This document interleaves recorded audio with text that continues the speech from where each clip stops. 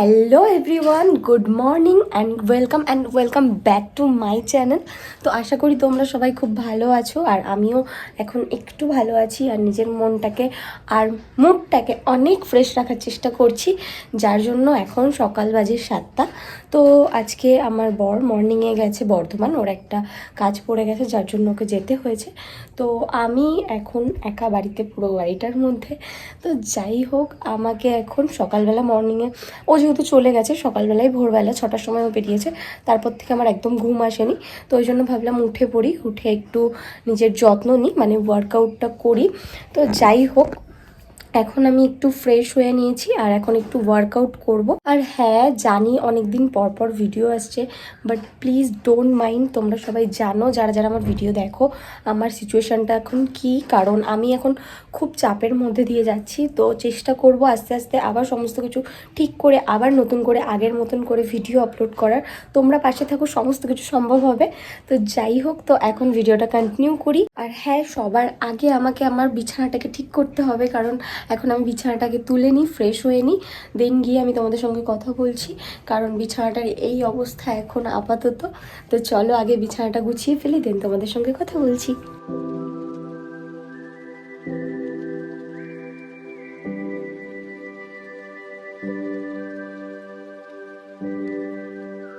তারপরে মুডটাকে ফ্রেশ করার জন্য আমি এক কাপ চা নিয়ে বসে পড়লাম। আমি সচরাচর চা খাই না, বাট খুব রেয়ার খাই, আর খেলে র চাটাই খাই। আজকে যেহেতু একটু সকাল সকালে উঠেছি, সেই কারণে আজকে চাটা খেয়ে একটু মুডটাকে ফ্রেশ করলাম, কারণ এরপরে ওয়ার্কআউটটাও করতে হবে। আর ওয়ার্কআউট করতে গেলে একটুখানি মাইন্ডটা ফ্রেশ আর মুডটা যদি ফ্রেশ না হয় তাহলে ওয়ার্কআউট করা যায়। আর এদিকে আমি আমাদের একটা ছোট্ট বাগান দেখাচ্ছি, মানে এটা হলো আমাদের ব্যালকনি। এটা বেসিক্যালি পুরোটাই আমার বরের সাজানো, কারণ ও খুব ভালোবাসে গাছপালা, আমিও ভালোবাসি, বাট ও মানে প্রচুর যত্ন আত্তি সমস্ত কিছু ওই করে।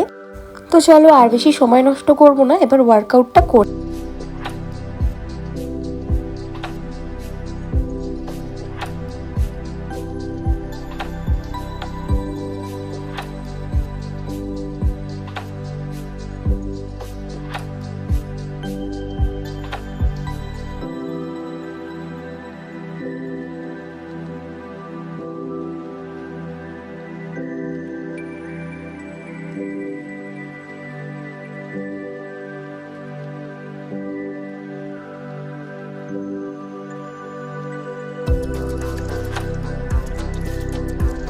আর জানো তো, এই ব্যস্ততার লাইফে আমরা যদি প্রত্যেক দিন 1 ঘন্টার জন্য ওয়ার্কআউট করি না, তাহলে মন আর মাইন্ড দুটোই প্রচুর ফ্রেশ থাকে, আর শরীরটারও অনেক সুস্থ থাকে, আর তোমাদের ফিটনেসটাও খুব ভালো থাকে। আমার প্রতিদিন হয়তো সময় হয় না, বাট চেষ্টা করি প্রত্যেকটা দিন আধা ঘন্টা কি 1 ঘন্টার জন্য এই ওয়ার্কআউটটা কন্টিনিউ। আগে যেহেতু ডান্স করতাম, সেই কারণে আগে ওয়ার্কআউটটার প্রয়োজন ছিল না, বাট এখন ইদানিং 1 ইয়ার হয়ে গেছে আমি ডান্সটা একটু কন্টিনিউ রাখছি না, সেই কারণেই আমার এই ওয়ার্কআউটটা আমি কন্টিনিউ রাখতে। লাইফটা যতটাই ব্যস্ততার মধ্যে থেকে যাক না কেন, লাইফে একটু নিজেকেও সময় দেওয়াটা উচিত বলে আমিও মনে করি।